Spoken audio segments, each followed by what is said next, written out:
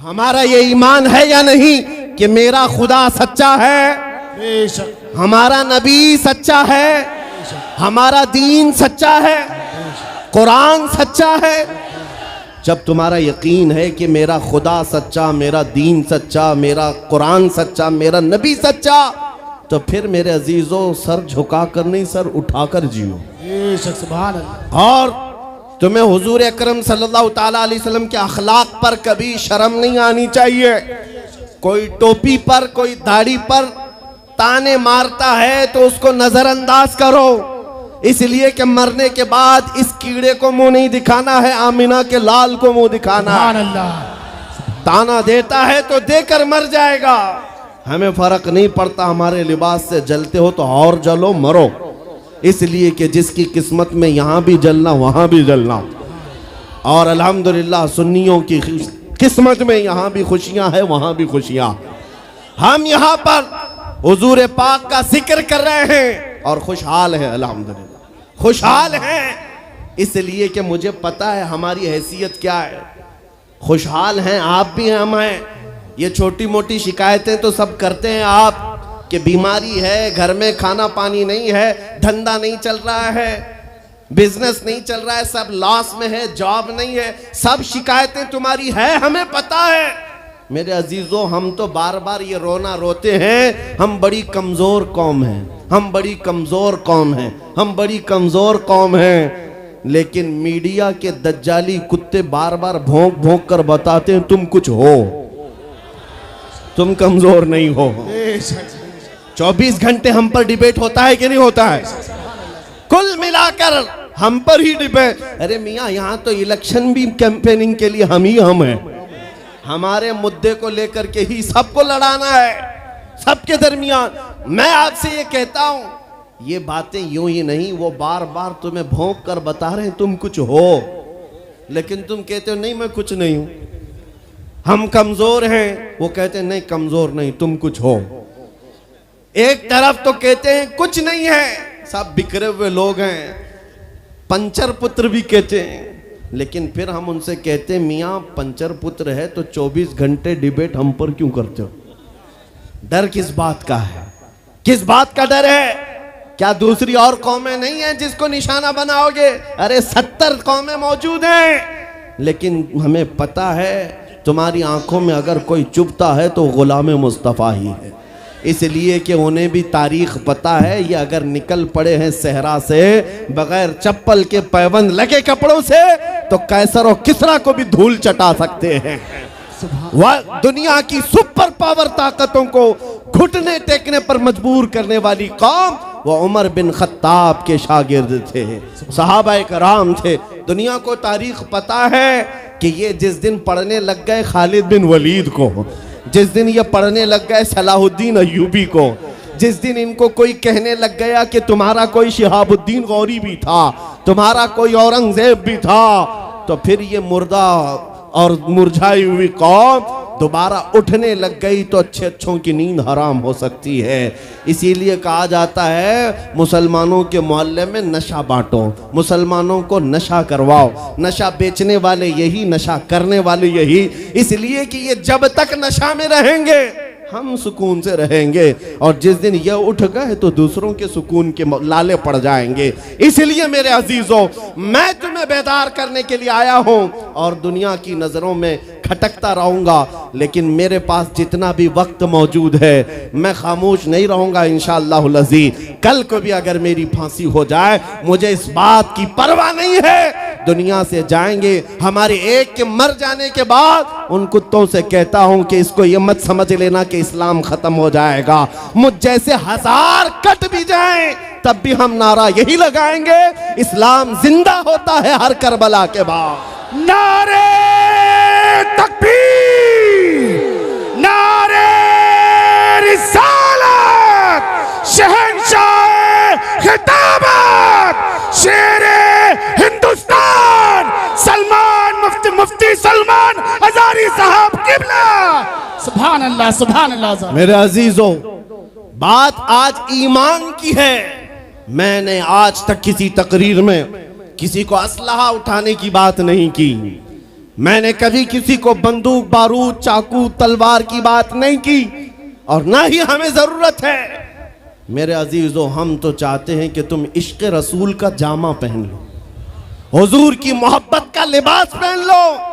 मेरे अजीजों, चाकू ब्लेड भी उठाने की जरूरत नहीं, तुम्हारे चलते फिरते देखकर कितने कीड़े फना हो जाए। हाँ, सिर्फ तुम्हारी चलत फिरत से कई कुत्ते नालियों में मर जाए। सबको समझ में आती है बात। और जिन लोगों ने मुझसे पूछा था बार बार, आप कुत्ते किसको कहते हैं, मैंने कहा कोई सुन्नी मुझसे पूछा ही नहीं, किसी ने मुझसे पूछा ही नहीं। ये सारी तकरीरें सुन रहे हैं, आपने पहले ही पूछा तो कहीं ऐसा तो नहीं कि जख्म पर जाकर बात लगी हो। खैर मेरे अजीजों, आपको मैं बारहा बेदार इस बात के लिए करना चाहता हूं, हुजूर के अगर गुलाम हैं तो पूरे गुलाम बनो, पूरे गुलाम। आज के दिन अगर एक नौजवान भी ये अहद कर लिया कि मैंने अपनी मर्जी से बहुत जिंदगी गुजारी है, अपनी लाइफ में बहुत इंजॉय किया है, लेकिन आज के दिन से ये तय करूंगा कि जीऊंगा तो मेरे नबी की मर्जी से जीऊंगा, जिसने भी तय कर लिया, मैं समझता हूं कि ये जलसा वसूल हो गया, हुजूर के कदमों में पहुंच गया। मैं बताओ ए नौजवानों, बचा क्या है हमारी जिंदगी में और क्या बाकी है, क्या चाहिए तुम्हें?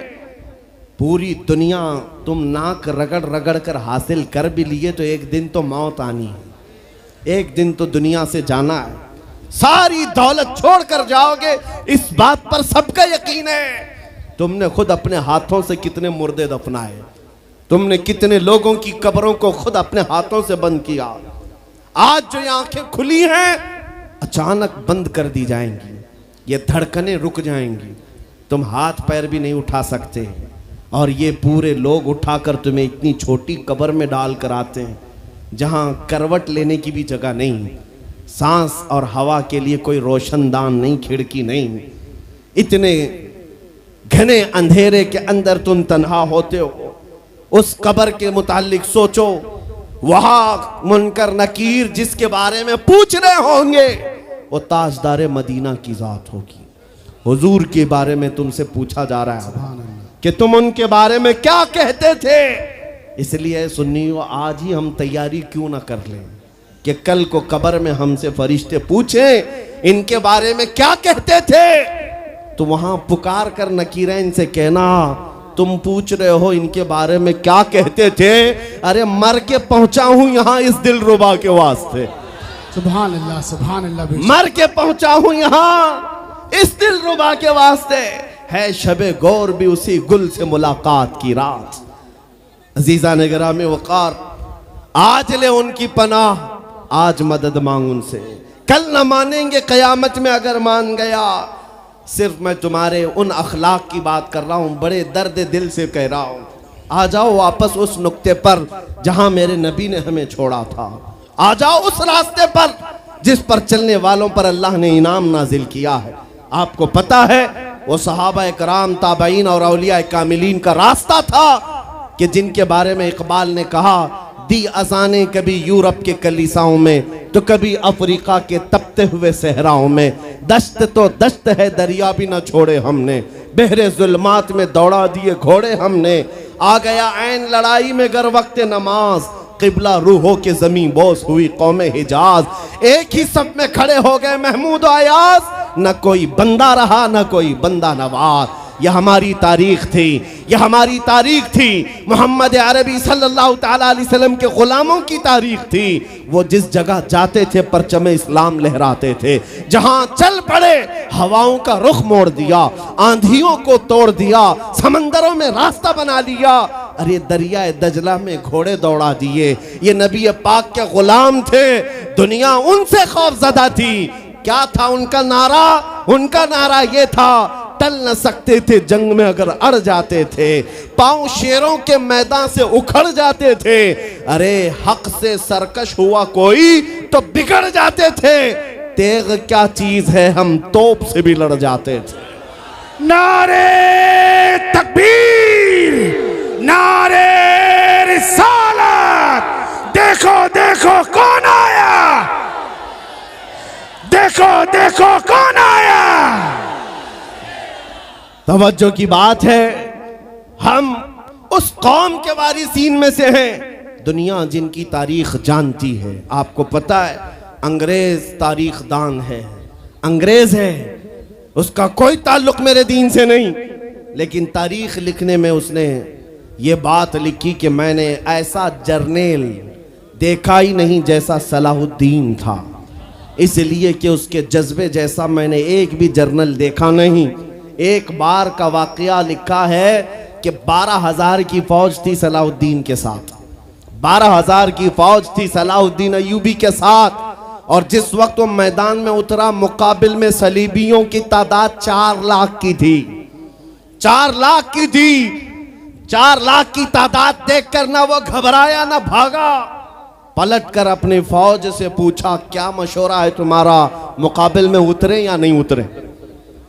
सलाहुद्दीन के लश्करी और उसके नौजवान सिपाही आम लोग नहीं थे, जज्बा जवान था। अर्ज किया है सलाहुद्दीन हमारे सिपह सालार, रसूलुल्लाह के सहाबा तादाद देखकर उतरते थे तो हम भी तादाद देख के उतरेंगे, अगर नबी के सहाबा तादाद नहीं देखते थे तो हम भी इस तादाद का कोई परवाह नहीं करेंगे। सलाहुद्दीन उनकी बातों को लेकर उतर तो पड़ा।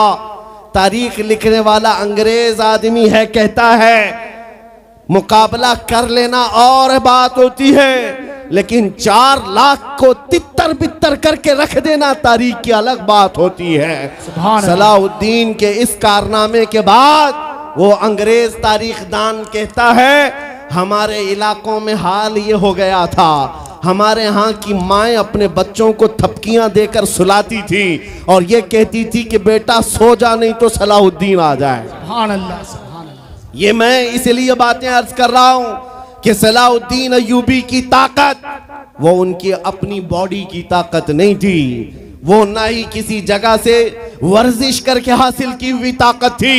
सलाहुद्दीन की ताकत इश्क़ मुस्तफ़ा की वजह से थी, वो मोहब्बत रसूल का पैकर था। हमने तारीख में उन जवानों को देखा है जिन्होंने तारीख उलट करके रख दिया है, जिन्होंने जमीन में एक अलग परचम लहरा कर रख दिया है। आपको पता है इसी हिंदुस्तान की सरजमीन पर सबसे पहला 10,000 का लश्कर लेकर आने वाला एक जवान अरब से सबसे पहले आने वाला मोहम्मद बिन कासिम सिर्फ 19 साल की उम्र में आया था। 19 साल की उम्र में आया था। किस लिए आया था? माल लूटने नहीं आया था, यहाँ जगह कब्जा करने नहीं आया था। जैसे आज तारीख तोड़ मरोड़ करके बताई जा रही है, जितने बादशाह आए सब आक्रमण किए, सारे लोग यहाँ लूटपाट करने आए थे, ये तारीख तोड़ मरोड़ कर बयान की जाती है। मेरे अजीजों इस पर फिर कभी गुफ्तगू करेंगे, लेकिन मोहम्मद बिन कासिम क्यों आया था? इलाहाबाद के एक पंडित है, उन्होंने खुद लिखा है, मैं अपनी बात नहीं पंडित जी की बात कह रहा हूँ।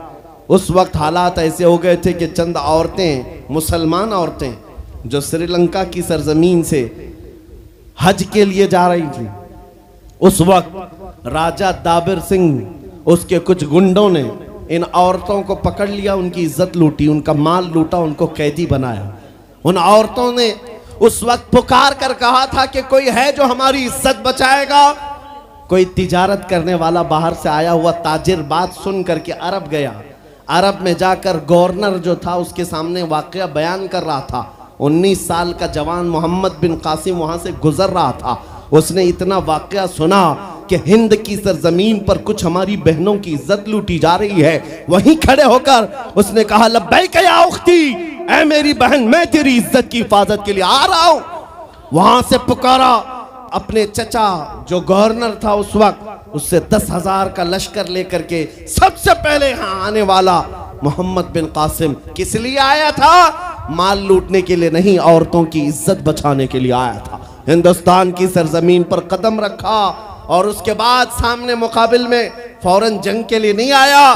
कहा कि जिन औरतों को कैदी बनाया वो छोड़ दो, जो हज के लिए जा रही थी उन्हें आजाद कर दो, और दूसरी बात जिन्होंने गुंडागर्दी की है उन्हें पकड़ो और जेल में डालो। राजा को घमंड था, उसने इनकार किया तो मोहम्मद बिन कासिम ने कहा चलो आओ मोहम्मद अरबी के शेरों से मुकाबला हो जाए। 3 दिन का मुकाबला हुआ था, न राजा बचा न बाजा बचा, सारे हजारे इधर से उधर हो गए और मोहम्मद बिन कासिम का परचम लहराया। मेरे अजीजों, औरतों की इज्जत का मुहाफिज 19 साल का जवान था जिसने आते ही औरतों की इज्जत भी बचाई और मेरे दीन का परचम भी लहराया। मैं आज पूछता हूं हमारी उम्रें कितनी हो गई? कई जवान 25 साल 30 साल क्रॉस कर चुके। आज बहुत सारी औरतों की इज्जतें जब लूटी जाती हैं, तुम तो मोबाइल में देख देख करके शेयर कर देते हो, वीडियो इधर से उधर फैला देते हो और उसके बाद समझते हो हम बहुत बड़ा काम कर रहे हैं। हर कोई यही कहता है सबको शेयर करो, सबको शेयर करो, काय के लिए शेयर करो? मेरे अजीजों, ये कौन सी जंग लड़ रहे हो? व्हाट्सएप मोबाइल की जंग लड़ रहे हो? तुम्हारे अंदर अगर गैरत बाकी है तो मेरे अजीजों, किसी की इज्जत लुटते हुए देखकर तुम तमाशा नहीं कर सकते। ईमान बेदार करो, ईमान बेदार करो। ये आज हालात क्यों आए? इमाम गजाली की एक बात मैं सुनाता हूं। बहुत सालों पहले उस इमाम ने कहा था, 1000 साल पहले तकरीबन, उस इमाम ने कहा था जब इस उम्मत के सामने उनके रसूल की तौहीन हो रही हो और उम्मत खामोश बैठी रहे तो चंद दिन इंतजार करें, इनकी माँ और बहनों को बाजार में लाकर नीलाम किया जाएगा, इनकी माँ और बहनों की इज्जत लूटी जाएगी और ये कुछ ना कर सकेंगे, इनके बच्चों को मारा जाएगा और ये कुछ ना कर सकेंगे। मैं आज महसूस कर रहा हूँ हुजूर की गुस्ताखी पर और तौहीन पर खामोश रहने का नतीजा ये है कि अब हमारे घर भी सलामत नहीं रहेंगे। लोग आज चीख रहे हैं, मस्जिदें वीरान हो गई, मस्जिदें टूट रही हैं, खानकाहें टूट रही हैं, न जाने कितने मज़ारात बिल्डोजर से ख़त्म किए जा रहे हैं। ये तमाम बातें अपनी जगह पर। मैं आपसे पूछता हूँ, जाने ईमान रसूलुल्लाह की इज्जत बाकी नहीं रही तो फिर कुछ भी बाकी नहीं रहा। वो जो न हो तो कुछ न हो, वो जो न थे तो कुछ न था। जान है वो जहान की और जान है तो जहान है। आपसे मैं यही कहना चाहता हूं, सीरियस हो जाओ, हसास हो जाओ। हंसी मजाक गलछड़े ये लतीफे लोगों के दरमियान अय्याशियां खत्म कर डालो। आज हर एक के घर से धुआं उठ रहा है और लोग अभी खुशियां और तमाशा देखने में मसरूफ हैं। आज पूरी दुनिया में जो तमाशा है आप नहीं अंदाजा कर सकते। फिलिस्तीन के बच्चों के साथ खून की होली खेली जाती है। हमने इराक में देखा है चंद साल पहले जहां मैदान में खेला करते थे लोग, आज वो मैदान कब्रों से भर चुका है, कब्रों से भर चुका है। इतनी मौतें होती हैं कि जनाजा उठाने के लिए लोग नहीं होते, जनाजा उठाने के लिए लोग नहीं होते। ये तमाम हालात क्यों पैदा हुए? मुल्क शाम के हालात इतने सख्त तरीन हो गए हैं कि तकरीबन 50 लाख के करीब बेघर हो चुके लोग, जिनका घर नहीं, सब टूट चुका। ये हालात देखकर मैं आपसे कहता हूं, बेदार हो जाओ और अमल की तरफ आ जाओ। क्या अब भी तुम्हें अजानें नहीं उठाती? नमाजों के लिए दौड़ते नहीं? अल्लाह का कहर जब आता है, पकड़ आती है, तो फिर कोई तुम्हें नहीं बचा सकता, कोई नहीं बचा सकता। मैं वार्निंग भी दे रहा हूं और आपको बता भी रहा हूं कि नबी करीम सल्लल्लाहु ताला अलैहि वसल्लम का दरवाजा अभी खुला हुआ है, खुला हुआ है। और वो ऐसा नबी है, ऐसा नबी है जिसके दरबार से वाबस्ता होने में कभी आपको शर्म नहीं आएगी इंशाअल्लाह, और कभी आप अपने आप को बेआबरू नहीं समझेंगे, कभी नहीं। मैं अपनी प्रैक्टिकल लाइफ बता रहा हूं। हुजूर की मोहब्बत में, वो वफा में जो मजे हैं वो दुनिया में कहीं नहीं, कहीं नहीं है। जब बेचैन दिल होता है तब भी हम, मेरे अजीजों, गाने सुनकर के अपनी बेचैनी दूर नहीं करते। हम पिकनिक पॉइंट पे जाकर अपनी बेचैनी दूर नहीं करते।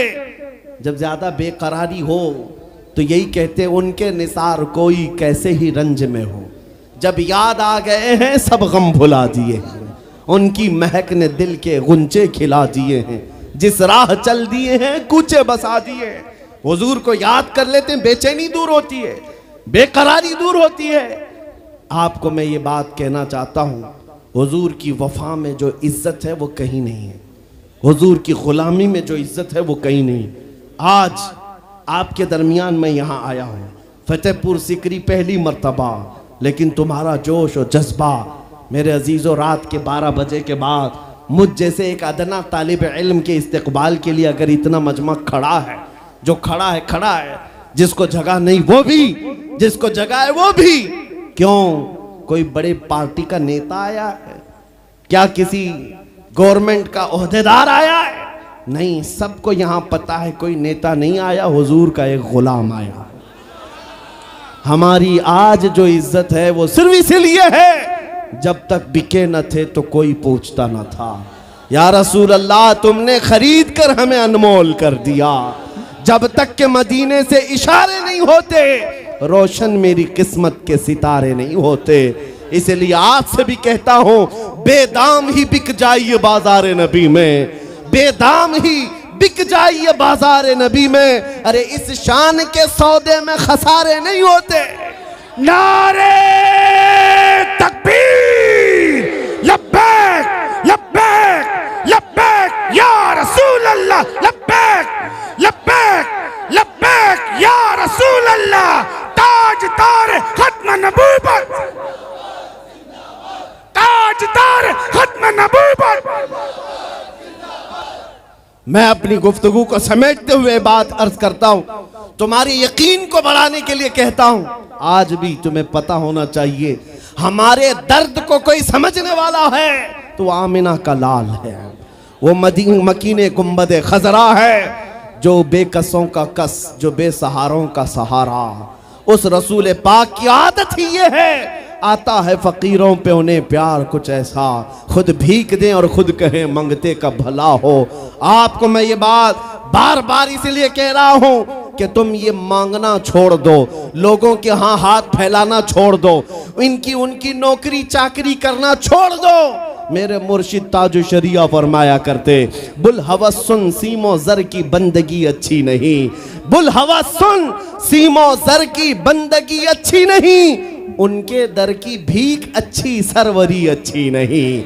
दुनिया में कहीं इज्जत नहीं पाओगे जो मेरे नबी की गुलामी में पाओगे। इसलिए कि हमने हुजूर से वाबस्ता होने वालों को देखा है, वो बिलाल हबशी हबशा के रहने वाले थे, अगरचे रंग काला था, लेकिन जब मेरे आका की गुलामी में आए तो मेरे आका ने उन्हें काबे की छत पर चढ़ा दिया, और काबे की छत पर से अजान देकर बिलाल ने ये लोगों को बता दिया, ऐ लोगों मुझे देखो, रंग से इज्जत नहीं, मुस्तफा के कदमों से इज्जत है।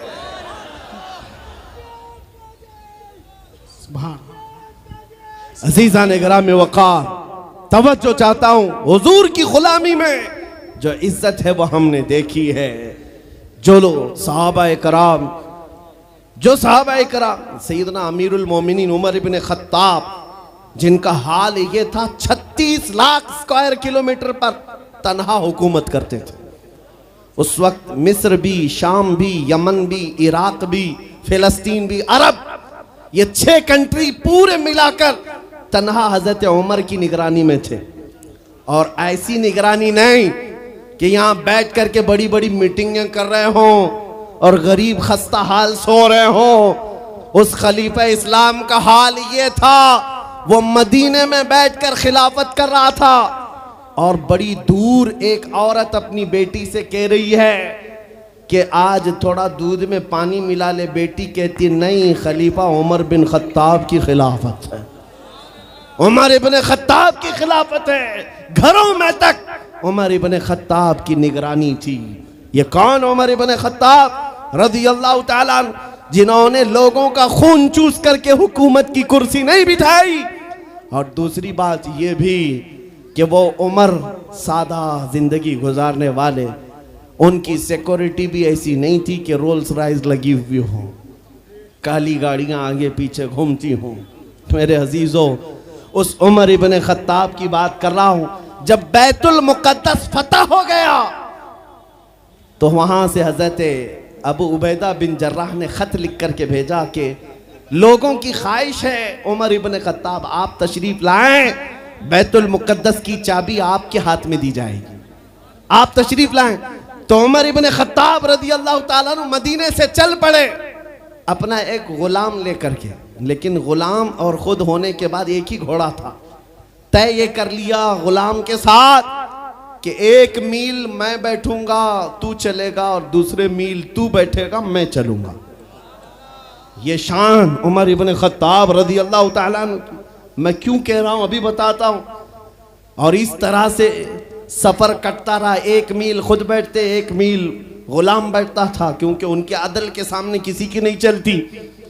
फिर जब इत्तेफाक ऐसा है बैतुल मुकद्दस करीब आया, लोग सब देखने के लिए बाहर आए, लेकिन घोड़े पर बैठने की बारी गुलाम की थी और आपकी चलने की थी। बारी बारी है, गुलाम बैठा हुआ आ रहा है और खलीफा वक्त रस्सी पकड़ा हुआ आ रहा है। लोग दौड़े दौड़े आए, फिलिस्तीन के अमीरुल मोमिनीन कहकर नारा लगा रहे थे। तो जो मौजूद सहाबा थे उन्होंने बताया ये घोड़े पर बैठा हुआ अमीरुल मोमिनीन नहीं है, ये घोड़े की रस्सी पकड़कर जो आ रहा है वो अमीरुल मोमिनीन है। ईसाइयों ने पहली मर्तबा देख करके पूछा था, ए मुसलमानों क्या तुम्हारा बादशाह ऐसा भी होता है? उस वक्त सहाबा ने कहा पहली बात तो हमारे यहाँ बादशाह होता ही नहीं, बादशाह नहीं होता। और उनकी ये जिंदगी मैं इसलिए बता रहा हूं। फिर ईसाइयों ने कहा अगर ये घोड़े की रस्सी पकड़कर चलता है तो इसके डर से कैसर और किसरा क्यों कांप रहे हैं? इसके डर से पूरा ईरान, पूरा रोम कांप रहा है। आखिर कौन सी ताकत है इस उमर के अंदर? ये तो रस्सी पकड़कर घोड़े लेकर चल रहा है। तब जानते हो मेरे अजीजों, उमर इब्न खत्ताब रज़ी अल्लाह ताला अन्हु ने लोगों को जमा करके बताया, ऐ लोगों सुनो, मेरी हैसियत सिर्फ इतनी थी, मैं खत्ताब का बेटा उमर, बचपन में 2 बकरियां मुझसे नहीं संभाली जाती और मेरे बाप मुझे हर दिन मारते थे, बकरियां नहीं संभालनी आती। लेकिन आज गौर से देखो, आंख खोलकर, वही खत्ताब का बेटा उमर है। 36 लाख स्क्वायर किलोमीटर पर तन्हा हुकूमत करता है। इसलिए नहीं कि खत्ताब का बेटा उमर है, इसलिए कि मोहम्मद अरबी का गुलाम उमर है।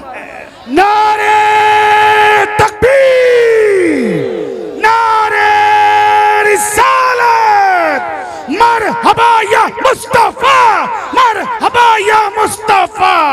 अजीजा ने गिरामी वक़ार, मैं आपको कई मिसालों से बता सकता हूं। इज्जत सहाबा ने रसूलुल्लाह के कदमों से पाई है, इज्जत नबी पाक के कदमों से पाई है।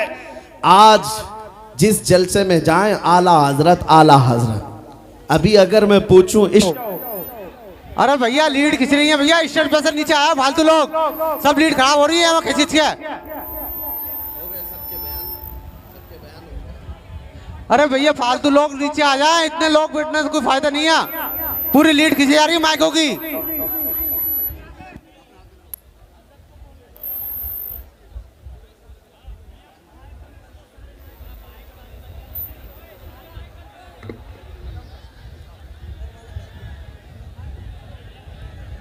मिंबर नूर पर जलवाबार उलमाए ज़वील एहतराम, मशाइख, सादात, हाज़रीन अहले सुन्नत व जमात, अस्सलामु अलैकुम व रहमतुल्लाहि व बरकातुहू। अल्हम्दुलिल्लाह, अल्हम्दुलिल्लाहिल हन्नानिल मन्नान, अल्लज़ी खलक़ल इंसान व अल्लमहुल बयान, वस्सलातु वस्सलामु अला रसूलिही सय्यिदिल इंसी वल जान व अला आलिही व अस्हाबिही ज़विल खैरि वल इहसान, अम्मा बाद। फ़अऊज़ु बिल्लाहि मिनश शैतानिर रजीम, बिस्मिल्लाहिर रहमानिर रहीम। क़ुल बिफ़ज़लिल्लाहि व बिरहमतिही फ़बिज़ालिका फ़लयफ़रहू, सदक़ल्लाहु मौलाना अज़ीम। बारगाह रिसालत मुआब सल्लल्लाहु तआला अलैहि वसल्लम में दुरूद पाक का हदिया पेश करें। अल्लाहुम्मा सल्लि अला सय्यिदिना व मौलाना मुहम्मदिन मअदनिल जूदि वल करम व आलिहि व अस्हाबिहिल किराम व इब्निहिल करीम व बारिक व सल्लिम सलातन दाइमतन सरमदन अबदा। अज़ीज़ान गिरामी वक़ार,